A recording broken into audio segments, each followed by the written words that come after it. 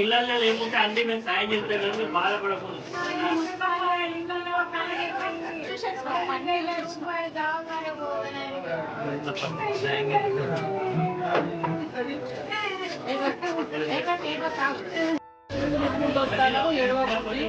మన ప్రభుత్వం చేసి చేపిస్తాము, అన్ని సహాయాలు చేపిస్తాము.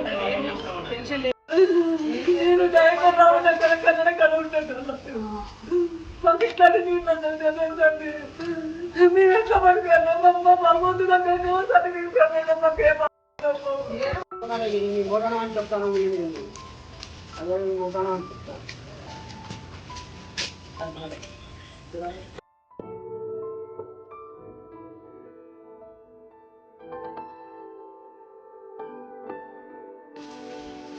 చెప్పండి.